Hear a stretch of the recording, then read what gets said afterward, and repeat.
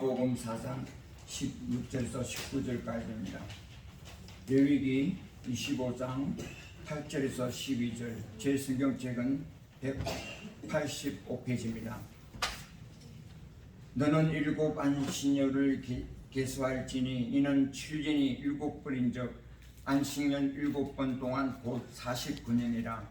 일곱째 달 여름날을 속죄일이니 너는 뿔나팔 소리를 내되 전국에서 뿔나팔을 크게 불지며 너희는 50년째 해를 거룩하게 하여 그 땅에 있는 모든 주민을 위하여 자유를 공포하라.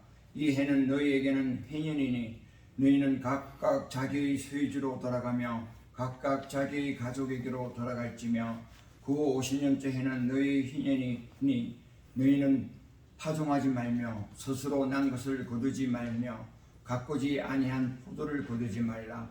이는 희년이니 너희에게 거룩함이니라. 너희는 밭을 소출을 먹으리라. 아멘. 다음에는 신약성경 누가복음 4장 16절에서 19절까지입니다. 제 성경책은 94페이지입니다. 봉독하겠습니다. 예수께서 그 자라나신 곳 나사렛에 이르사 안식일에 늘 하시던 대로 회당에 들어가서 성경을 읽으려고 서심해 선지자 이사야의 글을 들으거늘 책을 펴서 이렇게 기록된 데를 찾으시는 곧 주의 성령이 내게 임하셨으니 이는 가난한 자에게 복음을 전하게 하시려고 내게 기름을 부으시고 나를 보내사 포로된 자에게 자유를, 눈먼 자에게는 다시 보게 함으로 전파하며 눌린 자를 자유롭게 하고 주의 은혜의 해를 전파하게 하려 하심이라 하였더라. 아멘.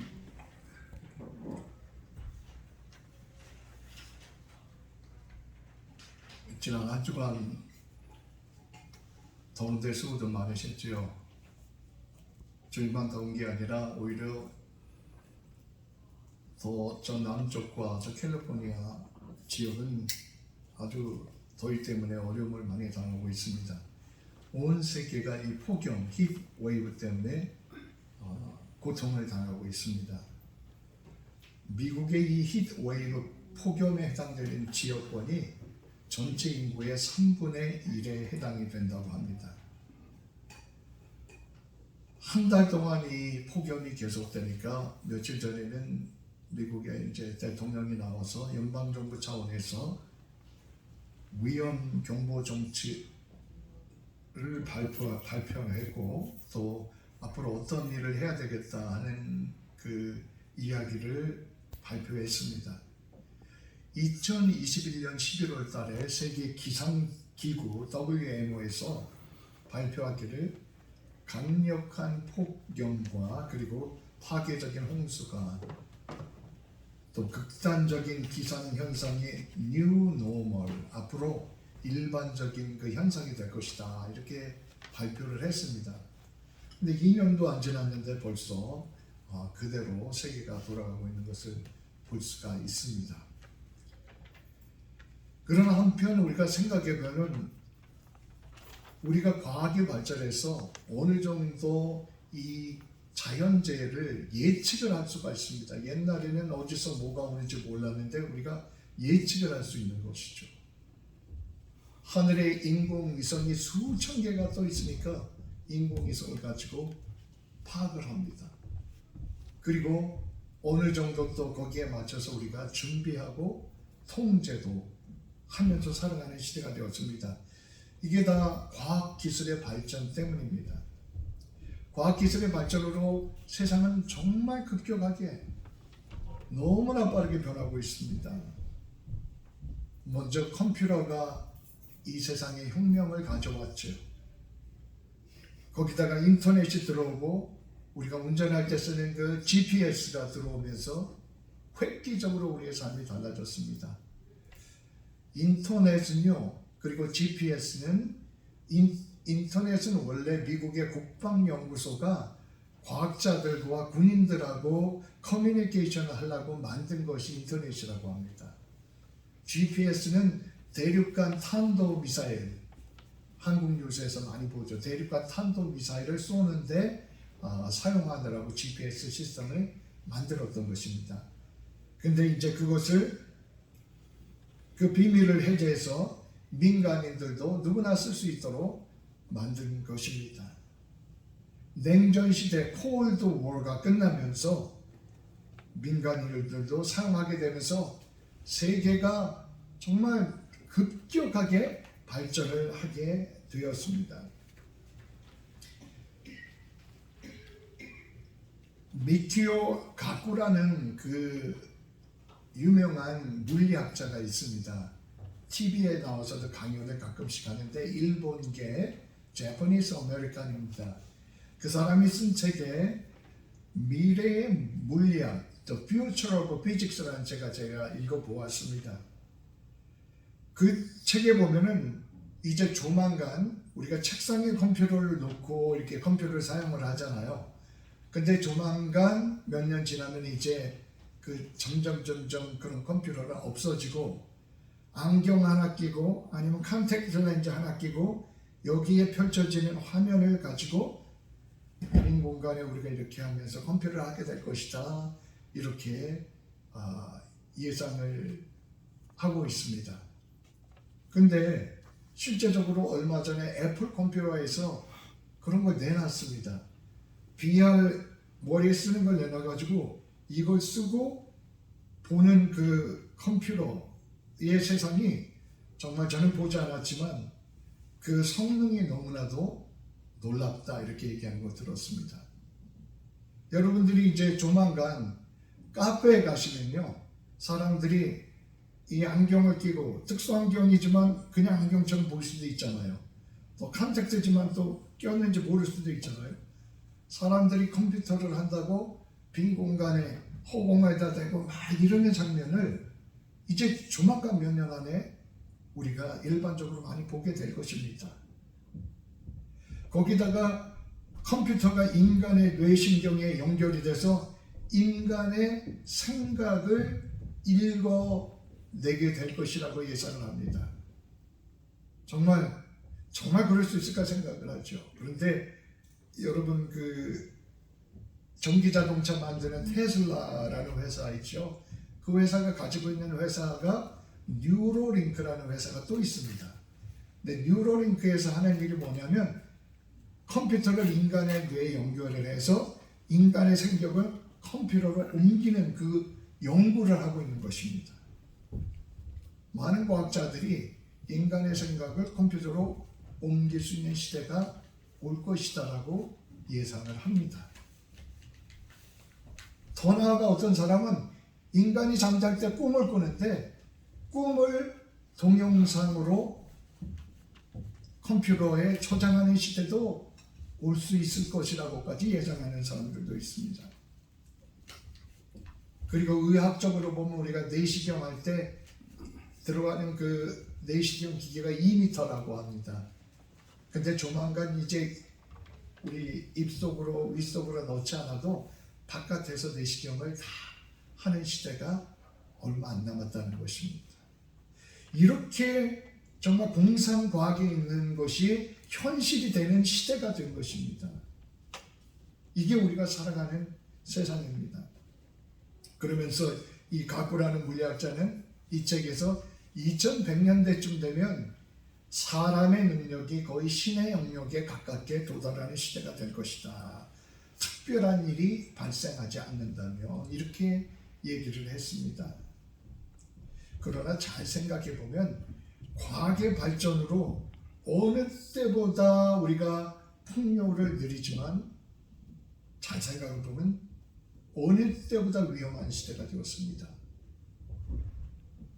물리와 화학의 그 발전으로 인해서 이 원자를 발견하고 세계가 과학혁명을 이루었지만 그 원자 발견으로 뭘 만들었습니까? 원자탄 만들었습니다. 핵무기가 터지면 세상은 그걸로 끝납니다. 과학은 발전하지만 인류가 한 번에 멸망할 가능성은 역사상 어느 때보다 높아졌다는 것입니다. 인공지능, Artificial Intelligence에 대해서 우리가 많이 듣습니다. 이 인공지능으로 인해서 신약을 개발하는데 10년 걸리던 게 한 달도 안 걸려서 이제 만들어내는 세상이 되었습니다. 그런데 문제는 인공지능이 누구의 손에 들어가느냐에 따라서 인공지능은 핵무기보다도 더 위험하게 한 번에 인류를 파괴할 수 있는 그러한 수단이 될 수 있다는 것입니다. 그래서 여러 인공지능 전문가들이 오히려 나서서 인공지능이 위험하기 때문에 규제를 해야 된다, 이렇게 주장을 하는 것입니다. 아무리 박사학위를 5개 가지고 있어도 인공지능에 절대 따라가지 못합니다. 너무 많은 정보를 가지고 있기 때문인 것입니다. 그러나 우리가 분명히 알아야 할 것은 인공지능이 아무리 발전해도, 과학이 발전해도 그것이 우리에게 삶의 풍요를 주지만 우리의 영혼에 구원을 주지 못한다는 사실입니다. 인간의 영혼의 변화는 오직 이 세계의 모든 것을 창조하신 하나님을 사람들이 알게 되고 하나님을 인정하고 하나님을 예배하는 데서 영혼의 구원이 오게 되는 것입니다. 사람들이요, 아무리 똑똑해도 창조주 하나님을 믿지 못하면 뭘 따라 살아갑니까? 자기 생각을 따라 살아가게 되어 있습니다. 그 자기 생각이 꼭 옳습니까? 그렇지 않을 때가 많이 있지 않습니까? 그리고 생각이 사람마다 다 다릅니다. 자기 생각을 따라 살아가니까 서로 내가 옳다, 네가 옳다 싸움이 납니다. 그리고 전쟁이 납니다. 과학혁명은 인간의 삶의 풍요와 편의를 주었지만 결코 우리가 그것 때문에 구원받지 못한다는 사실을 분명히 우리가 인식을 해야 합니다. 구원은 우리 영혼이 창조주 하나님과 연결될 때만 일어나는 것입니다. 오늘 누가복음 4장에 보면 이 땅에 인간이 되어서 찾아오신 예수님이 뭘 하기 위해서 오셨는가에 대한 말씀을 전해주고 있습니다. 주님은 인간을 구원하기 위해서 이 땅에 찾아오셨습니다. 그걸 우리가 성육신이라고 하는데 하나님이 인간의 몸을 입고 찾아오셨다. 여기에 정말 우리에게 소망이 있는 것입니다. 구원은 하나님께서 인간의 몸을 입고 찾아오신 데서 시작된 것입니다. 인간은 스스로 하나님을 만날 수 없고 스스로 하나님을 발견할 수 있는 능력이 없기 때문인 것입니다. 세계가 굴러가는 그 물리적인 원칙은 4가지라고 합니다. 이 세계 우주는요, 돌아가는 원칙이 있습니다. 뭐냐면 중력이라는 원칙이 있죠. 위에 있는 것은 높은 데 있는 건 밑으로 떨어집니다. 다 떨어집니다. 중력, 그래비티가 있기 때문입니다. 두 번째는 자기장이라는 원칙이 있습니다. 매그넷 필드라는 그 원칙이 있습니다. 이 세계는 우리가 눈에 보이지 않지만 자기장, 그 전기가 돌아간다는 것입니다. 그 다음에 뭐 스트롱 포스라는 것이 있고, 그 다음에 위크 포스, 이런 물리적인 원칙에 의해서 다 어떤 균형을 가지고 돌아가고 있는 것이죠. 그러나 하나님께서 이 우주를 그 물리적 원칙에만 놔두신 것이 아닙니다. 시계태엽을 감아놓고 그냥 돌아갈 때까지 그냥 놔두신 것이 아닙니다. 성경은 하나님께서 우리의 삶 속에 끊임없이 개입하시는 모습을 보여줍니다. 구약 성경에서 보면 하나님께서 끊임없이 개입하십니다. 아담과 하와가 죄를 져서 하나님을 피하여 숨었을 때도 아담아 어디 있느냐 찾아가는 하나님의 모습을 보여줍니다. 이스라엘 백성이 죄를 질 때도 끊임없이 그들을 찾아오셔서 돌이켜라, 그리고 축복된 삶을 살아라 가르쳐 주시는 그 찾아오신 하나님을 보여줍니다. 하나님은 지금도 성령을 통해서 우리 삶 속에 똑같은 마음으로 개입하지 않으시겠습니까? 성령을 통해서 우리 속에 개입하시며 동행하시는 줄 믿으시기를 바랍니다. 그렇기 때문에 예수님께서도 성령에 대해서 그렇게 계속해서 말씀을 하셨던 것입니다. 성령. 우리 눈에 보이지 않지만 지금도 우리 삶 속에 개입하고 계신다는 것입니다. 본문에 보면 예수님께서 늘 하시는 대로 안식일에 회당에 들어갔습니다. 당시에 이스라엘 땅에는 성전은 딱 한 개였습니다. 예루살렘 성전 하나였죠. 그러나 마을마다 회당들이 있었습니다. 회당에서 예배도 드리고 교육을 했습니다. 안식일에 예배 드릴 때는 지역의 유명한 랍비를 초청해서 말씀을 전하게 했습니다. 근데 이날 오늘 본문에 있는 그날 예수님을 말씀을 전하시도록 회당장이 초청을 한 것입니다. 그때 예수님께서 이사야서를 피셔서 그 이사야서를 인용해서 앞으로 예수님이 무엇을 하실 것인가, 도대체 예수님이 왜 이 땅에 오셨는가에 대한 그 목적을 말씀하신 것이 본문입니다. 18절 19절에 나오는데요. 주의 성령이 내게 임하셨으니 이는 뭐죠? 가난한 자에게 복음을 전하게 하시고, 그래서 내게 기름을 부으시고, 두 번째는 뭡니까? 나를 보내사 포로된 자에게 자유를, 세 번째는 눈먼 자에게 다시 보게 함을 전파하고, 네 번째는 눌린 자를 어떻게 한다고요?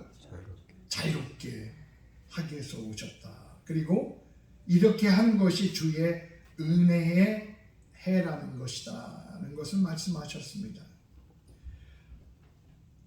이 구절은 주님의 구원이 어떻게 나타나는가를 보여주고 있습니다. 주님의 구원은 가난한 자에게 복음을 전하고, 포로된 자를 자유케 하고, 눈먼 자를 보게 하고, 눌린 자를 자유케 하는 그런 역사로서 나타나게 된다는 것입니다. 그렇다면 이 말씀은 무엇입니까? 누가 가난한 자고, 누가 포로된 자고, 누가 눈먼 자고, 누가 눌린 자입니까? 인생은 하나님이 없이는 누구나, 어떤 특정한 사람이 없이나 아니고, 인생은 누구나, 저도 여러분도 하나님이 없이는 포로된 자들이고, 눌린 자들이고, 가난한 자들이고, 눈이 먼 자들이라는 것입니다. 그래서 오셨다는 것입니다. 그런 상태를 인정하고 주님께 나와서 주님을 구세주로 모시는 사람들은 이 구원을 얻게 됩니다. 그러나 가난이 나와 무슨 상관이냐? 내가 포로된 적이 없는데, 내가 눈물지 않았는데, 내가 눌린 것이 없는데 라고 그렇게 생각한다면 그 사람에게 이 주님이 말씀하신 구원의 역사는 일어나지 않는 것입니다. 그런데 이 말씀을 하시면서 주님께서 이런 구원의 역사가 성령이 임하심으로 시작된다고 말씀하셨습니다. 하나님의 일은요, 성령을 통해서 성령과 함께 하는 것입니다. 인간의 생각으로 하는 것이 아니라 성령님의 인도하심을 따라하게 되는 것입니다. 인간의 힘으로 되는 것이 아니라, 인간의 능으로 되는 것이 아니라 하나님의 영으로 되는 것입니다. 오늘 우리가 아침부터 일찍 6시부터 많은 분들이 나오셔서 오늘 그 홈리스들 식사 대접을 하셨는데, 그러니까 오늘은 더 많이 오셔서 한 170명이 넘게 왔다고 말씀을 하시네요. 그 중에 아까 내려와서 이야기를 나눠보니까 어떤 엄마는 요 3달짜리 아기를 안고 왔어요. 그리고 그 5학년짜리 딸하고 데리고 와서 아침을 먹더라고요. 예, 우리가 이렇게 수고하는 것이 하나님께 얼마나 기쁨이 되고 또 하나님의 뜻을 행하는 것입니다. 그런데 우리가 세상의 다른 그 조직들, 단체들이 그 홈리스를 봉사하는 숲키친들이 많잖아요. 그런 단체들하고 다른 것이 무엇입니까? 교회의 홈리스 봉사는 바로 성령과 함께하고 성령을 따라한다는 것입니다. 세상 단체는 그냥 인도적인 인도주의적인 마음으로만 하지만 교회의 홈리스 봉사는 기도하면서 하나님의 뜻을 따라 행하며 성령께서 인도하시길 기도하면서 행하는 것입니다. 이런 차이가 있는 것입니다. 예수님께서 이 세상을 떠나시며 내가 가면 보혜사 성령이 오셔서 너희를 진리 가운데 인도하리라 말씀하셨습니다. 예수님은 보이지 않지만 예수님의 영으로 오셔서 우리를 진리 가운데 지금도 인도하신 것을 믿으시기를 바랍니다. 그리고 매일 아침에 일어나셔서 성령께서 우리의 삶을 인도해 주시기를, 우리가 엉뚱한 곳을 따라가지 않고 진리를 따라가도록 그런 삶을 매일 살아갈 수 있도록 기도해야 할 것입니다. 성령이 임하심으로 먼저 가난한 자에게 복음을 전한다고 했습니다. 특별히 왜 복음을 전하는 대상을 가난한 사람이라고 이렇게 지칭을 하셨을까요? 그러면 부자는 복음의 대상이 아니라는 말입니까? 그 뜻이 결코 아니죠. 예수님은 부자도 구원하시고 가난한 사람도 다 구원하십니다. 그런데 특별히 가난한 사람을 이렇게 특정해서 지칭하신 것은 예수님께서 당시의 가난한 인생들을 불쌍히 여기셨다는 것입니다. 당시에 가난한 사람들은 지금 가난한 사람과는 또 차원이 틀립니다. 지금과는 달리 사회보장제도 같은 게 전혀 없고요. 아무리 했어도 가난에서 벗어날 길이 없었습니다. 당시 그 가난한 사람들은 가난이 숙명, 영어로 페이스트가 되었던 것입니다. 그래서 그들에게 소망이 없었습니다. 주님께서는 그들도 변하고 달라질 수 있는 삶이 달라질 수 있다는 것을 구원을 통해서 보여주신 것입니다. 그러므로 구원은 죽어서 천국만 가는 것이 아니라 현실의 삶이 변화될 수 있는 그런 메시지를 주님께서 가지고 오셨던 것입니다. 그러므로 우리 믿는 사람들은 왜 세상의 가난의 문제에 관심을 가져야 합니까? 너무나 많은 사람들이 가난으로 고통을 당하고요. 가난이 사람들을 정말로 어렵게 하고, 가난이 교육의 기회도 뺏어가고, 가난이 의료의 기회도 뺏어갑니다. 그러므로 우리가 주님이 관심을 가지셨듯이 세상의 가난의 문제에 우리 믿는 사람도 관심을 갖는 것이 마땅합니다. 그런데 여기서 가난이란 말은 육신적인 가난만이 아니라 영적인 가난이라는 이중적인 의미를 가지고 있다는 것을 우리가 잊지 말아야 합니다. 주님께서 말씀하신 가난한 자는 육신을 가난한 자도 말하지만 또 영적으로도 가난한 자가 있는 것입니다. 그들에게 하나님의 기쁜 소식을 가지고 오신 것입니다. 물질적으로는 부자인데요, 정신적으로는 영적으로 가난한 사람들이 세상에 너무 많습니다. 주님께서는 영적으로, 육적으로 가난한 자가 운명이 달라지고 새로워지는 그 역사를 이루기에 오셨다고 말씀하신 것입니다. 두 번째로는 포로된 자에게 자유를 준다고 말씀하셨습니다. 옛날에는 빚을 져가지고 노예가 되는 일이 허다했습니다. 빚을 못 갚으면 남의 집에 종이 되는데요, 갚지를 못하니까 평생 종이 되고 자식들까지 뿔뿔이 흩어지고 또 노예가 되는 일이 허다했습니다. 주님께서는 그러한 속박에서 인간을 풀어주시고자 하셨던 것입니다. 그러므로 우리는, 믿는 사람들은 이 세상의 속박에 대해서 관심을 가져야 합니다. 또한 이 포로된 자에게 자유를 준다는 말씀은 이중적인 의미에서 영적으로, 정신적으로 포로된 자들에게 주님의 능력으로 자유를 주신다는 말씀입니다. 요즘도 보면요, 겉은 멀쩡해 보이는데 포로가 된 사람들이 많습니다. 알코올에 포로가 되어 있고요, 마약에 포로가 된 사람들이 있습니다. 음란한 문화에 중독이 된 사람들이 있습니다. 영적으로, 정신적으로, 사회적으로 포로된 인간을 주님께서 자유케 하신다는 것입니다. 누구든지 진심으로 주님을 찾는 사람들은 포로에서 자유케 되는 그 역사를 행하신다는 것입니다. 포로 중에 그 가장 무서운 포로가 무엇입니까? 죄의 포로입니다. 죄의 포로는 인간이 그 죄의 쇠사슬을 스스로 끊어낼 수 없습니다. 끊으려고 하면 엉키고 우리를 더 감습니다. 그런데 주님께서 죄의 포로의 쇠사슬을 끊어내신다는 것입니다. 죄인도 주님을 통해서 회복이 되고 새로워지는 역사를 주님 안에서는 가능하다는 것입니다. 세 번째로 눈먼 자를 보게 한다고 말씀하셨습니다. 요즘은 녹내장 글로코마가 걸려도요, 약을 넣으면서 통제를 할 수 있습니다. 그리고 조금 심하면 그 수술을 통해서 할 수 있는 방법들도 있습니다. 또 백내장은 5분 정도 수술을 통해서 걷어내면 아주 환하게 잘 보입니다.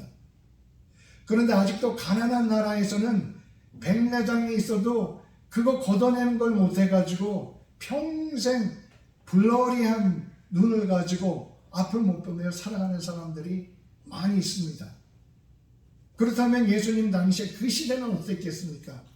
녹내장 걸리고 백내장 걸리면 끝이었던 것이죠. 고칠 수 있는 길이 없었습니다. 그냥 아주 간신히 보이는 눈으로 살던가 아니면 시각장애인이 돼서 살아야 했던 것입니다. 그런데 주님께서 이 땅에 오셔서 수많은 맹인들을 실제로 고쳐주셨습니다. 그래서 눈먼 자를 눈뜨게 하는 얘기가 많이 나오지 않습니까? 또한 이 눈먼 자를 눈뜨게 한다는 것은 영적으로 눈을 뜨게 한다는 이중적인 의미를 말씀합니다. 하나님이 없이 인간은 시력이 2.0이라도요. 세상 시력은 2.0인데 영적인 시력은 맹인인 사람들이 너무 많습니다. 그래서 수많은 사람이 도대체 어디서 자기가 와서 어디로 향해서 살아가는지를 모르고 살아가는 사람들이 너무 많습니다. 그냥 그렇게 살아가는 것입니다. 이런 사람들이 바로 영적으로 눈이 먼 사람이 아니고 무엇이겠습니까? 그러나 주님 앞에 나올 때 영적으로 눈이 떠지게 되는 것입니다. 아, 창조주 하나님이 계시는구나. 눈이 떠집니다. 아, 예수님의 십자가가 믿어집니다. 눈이 떠집니다. 아, 내가 이렇게 죄를 지며 살았구나. 눈이 떠집니다. 그러나 주님께서 나를 이렇게 용서하시고 구원하시구나. 내가 이 길로 가지 말고 이 길이 옳은 길이구나. 눈이 떠지기 시작합니다. 눈먼 자를 보게 하는 역사가 예수님 안에서 일어나는 것입니다. 눌린 자를 자유케 한다고 했습니다. 눌린 자는 부당한 권력에 의해서 약자가 압제를 당하는 것을 말합니다. 아프레션이죠, 영어로요. 옛날에는 부당한 권력이 약자를 압제해도 어디에 호소할 길이 없었습니다.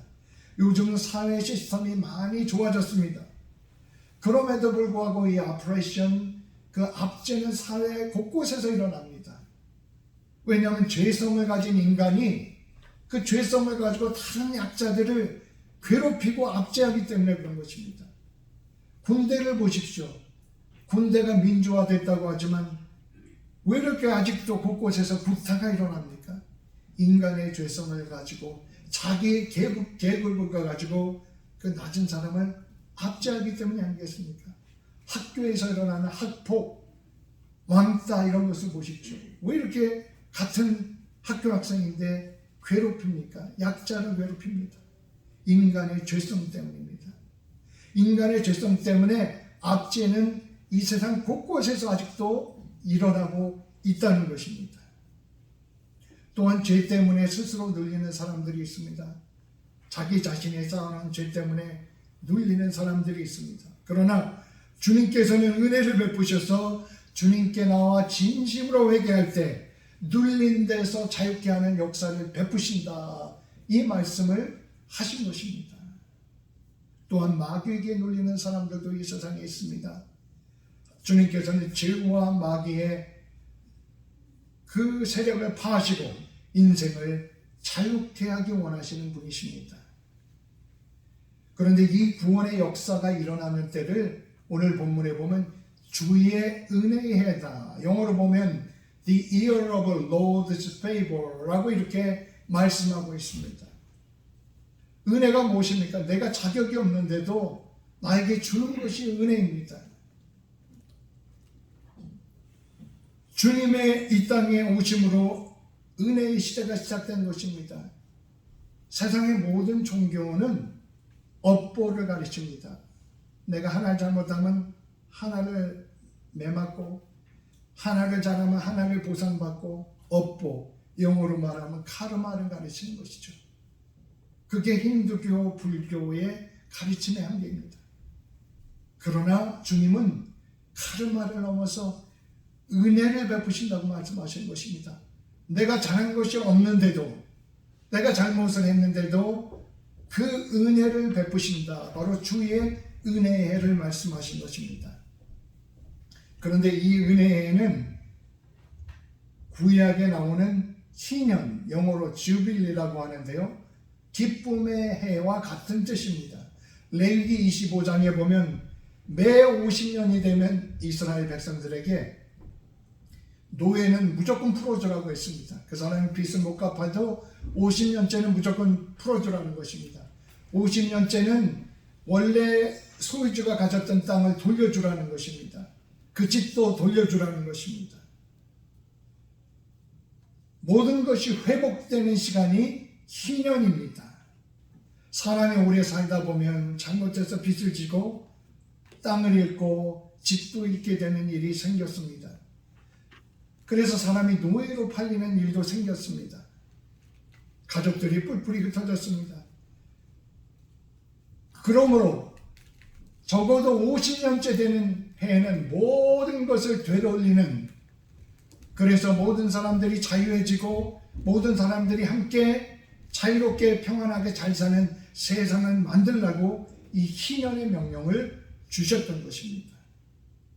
그런데 안타깝게 역사적으로 보면 이스라엘 백성이 희년의 명령을 지키지 않았습니다. 왜냐하면 땅을 가진 사람들이 돌려주고 싶지 않았던 것이고, 노예를 가진 사람이 자기들 집에 일해주는 인력을 보내주고 싶지 않았기 때문이 아니겠습니까? 그러다 보니까 이스라엘 백성은 점점 부패해져 갔습니다. 사회가 부패하다 보니까 나라가 망하게 되고, 북왕국은 아시리아에 멸망을 했습니다. 남왕국은 바벨론에 멸망을 하고 수많은 사람들이 노예가 되어서 바벨론으로 끌려가게 되는 이런 치욕의 역사를 겪었던 것입니다. 어떤 점에서 보면 그런데 이 희년이라는 것은 어떤 나라도 어떤 백성도 자기 스스로 일어날 수 없는 것입니다. 왜냐하면 인간 속에 있는 죄성 때문입니다. 죄성이 해결되지 않고는 노예를 되돌리고 땅을 되돌리고 집을 되돌리는 이러한 역사가 인간 속에 스스로 일어나지 않는다는 것입니다. 그러나 예수님이 이 땅에 오셔서 이 희년의 역사가 이루어졌다고 말씀하셨습니다. 예수님은 자유를 선포하신 것뿐만이 아니라 자유를 가지고 오셨습니다.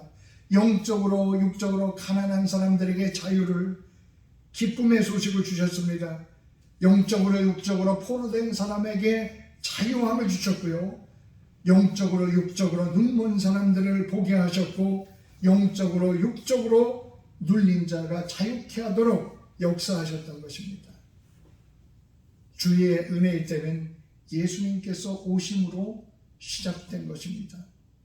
그리고 예수님의 십자가에서 클라이맥스를 이루었던 것입니다. 십자가를 보면서 당시 헬라인은 어리석다고 비웃었습니다. 유대인들은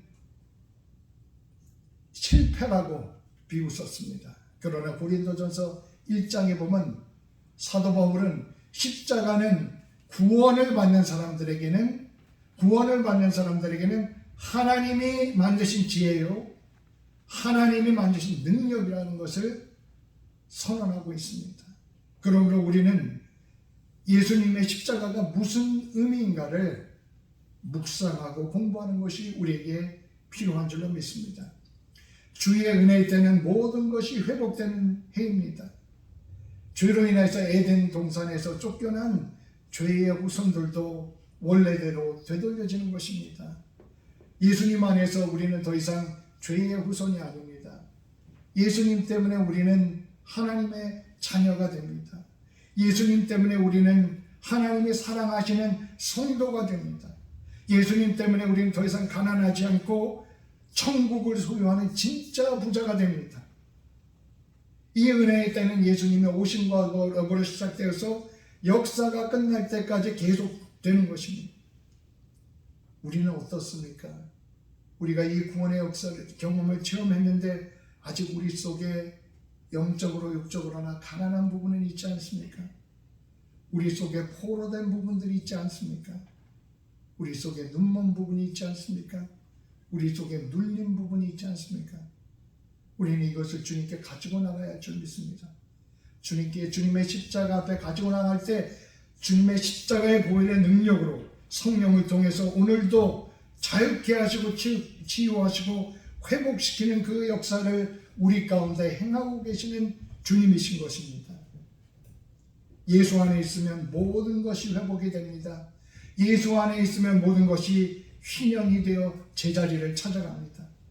죄인이 하나님 자녀가 되고 포로된 자가 자유를 얻고 눈을 뜨고 눌린 자가 자유를 얻습니다.